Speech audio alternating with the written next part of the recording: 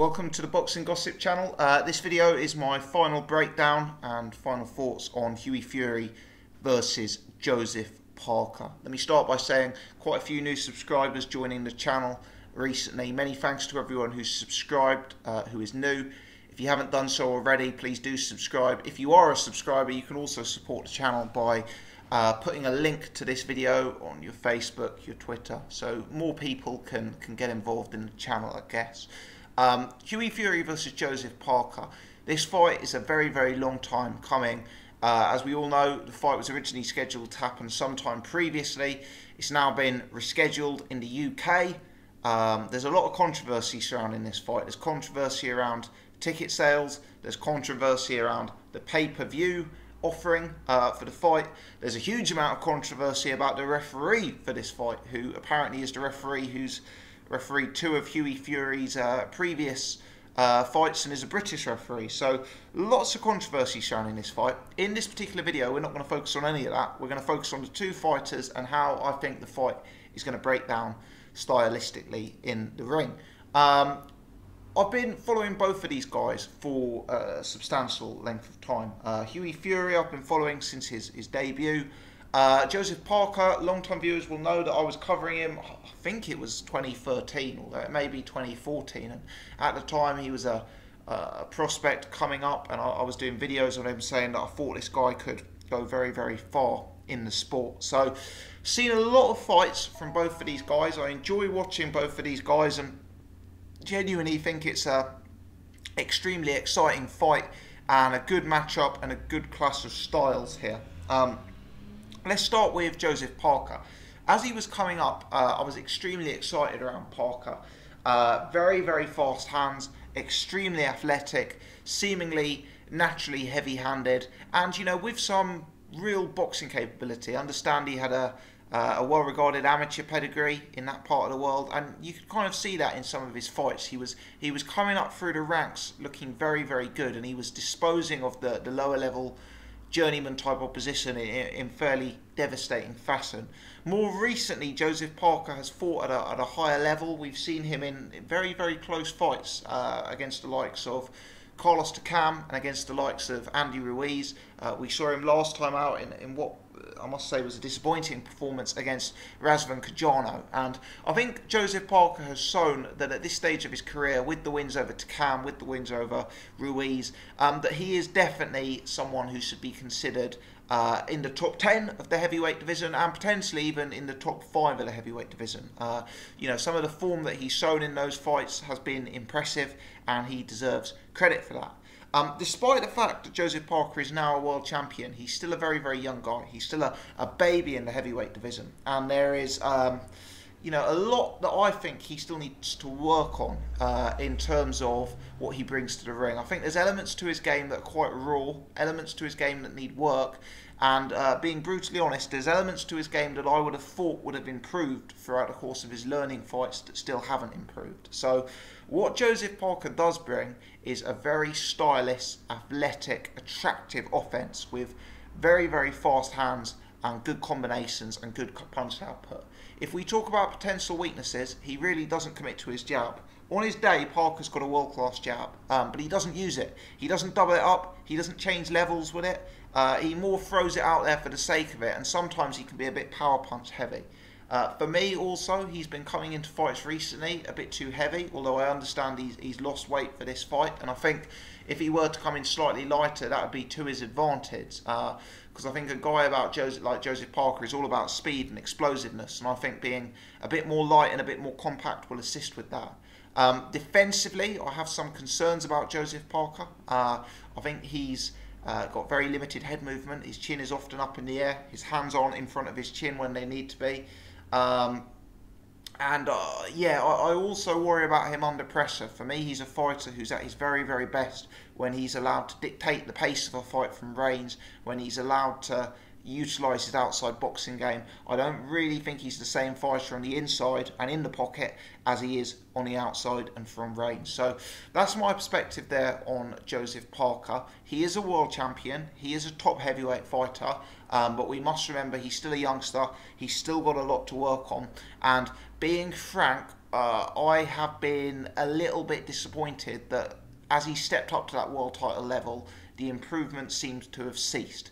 He's shown that he's very much capable of being better than the Carlos Takams and Andy Ruizes of this world, but to my money, he's shown that he's at a very similar level to those guys. You know, he's marginally better than them. He won both of those fights in relatively close fashion, and even the most ardent Joseph Parker fan would admit that Andy Ruiz and Carlos Takam took multiple rounds off Joseph Parker in their fights.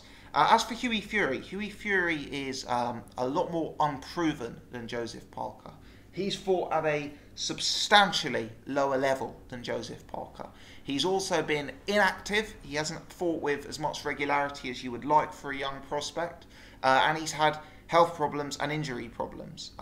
So Hughie Fury is perhaps not the profile of fighter you would typically back going into a world title shot. You know, this is a massive step up in class for him. He's never fought anyone even approaching being as good as Joseph Parker. And he's been inactive and he's been unwell. So huge reason for doubts about Hughie Fury. Hughie Fury is even more of a baby in the heavyweight division than Joseph Parker is. I'm just going to actually look up as I'm talking away how old Hughie Fury actually is going into the fight. Hughie Fury's 22, so he really is a baby in terms of the heavyweight division.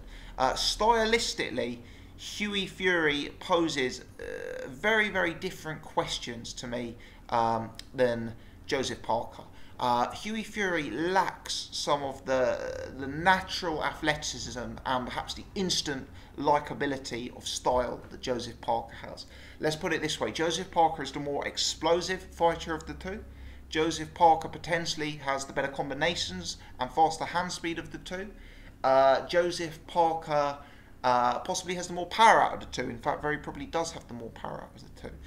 So Hughie Fury he's probably not as instantaneously eye-catching as a Joseph Parker.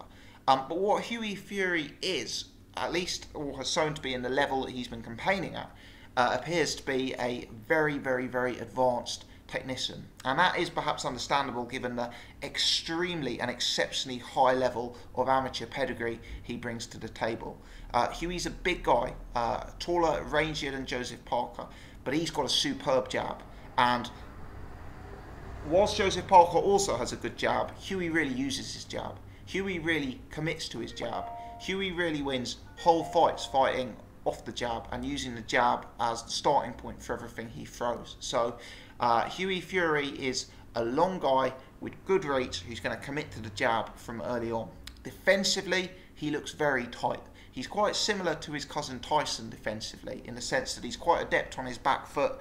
He's quite awkward. He can bob, he can weave,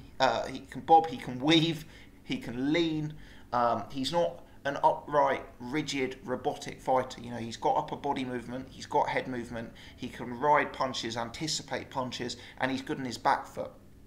Offensively, apart from the jab, Hughie is a very underrated body puncher, and he actually seems to my eye to hit with quite a lot of power to the body. He changes levels very well, whereby that he'll, you know, pin an opponent backwards with that jab and then bring a sort of right hook perhaps into the body and sink into the ribs.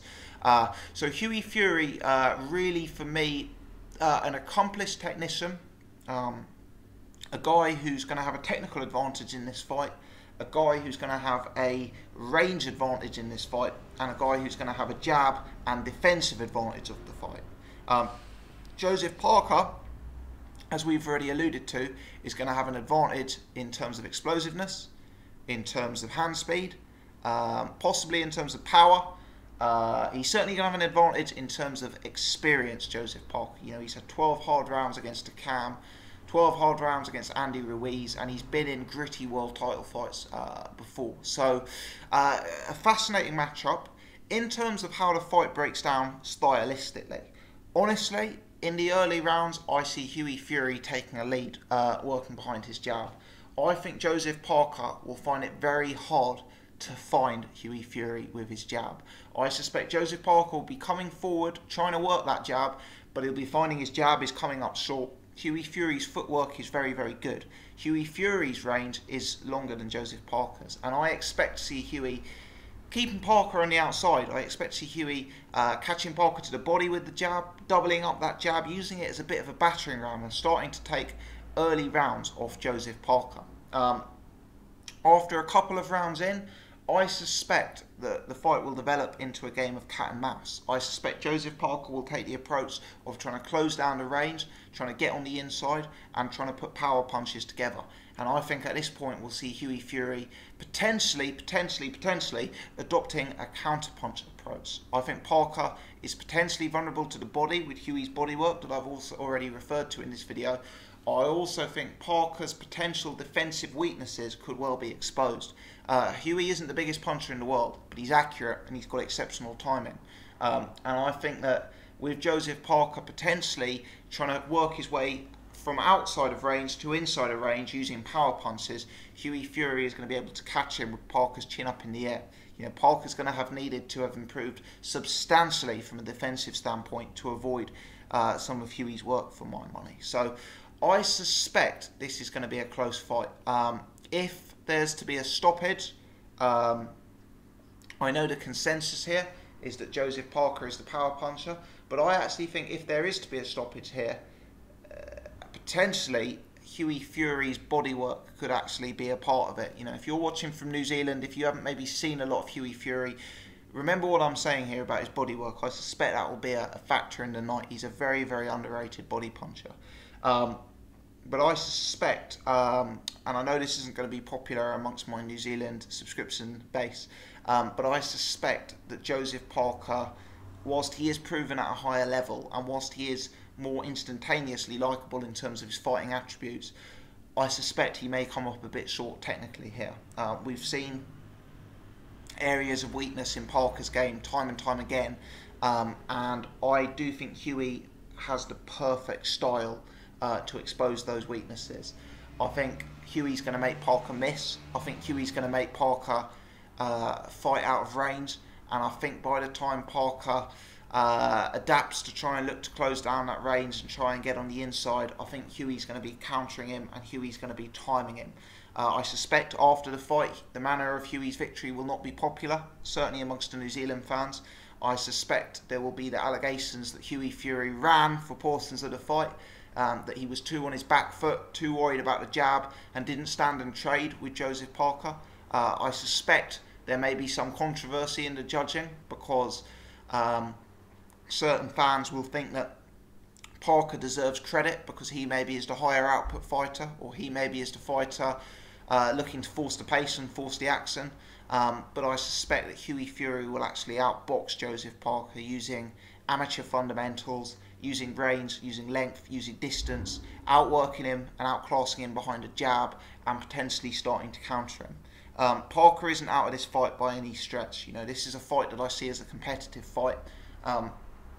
As I've said, there are advantages Parker has in this fight, and they are substantial advantages, and there are reasons not to fully trust Hughie. As I say, the inactivity, the injury, the delays. You know, there are reasons to be sceptical of Hughie Fury going in this fight.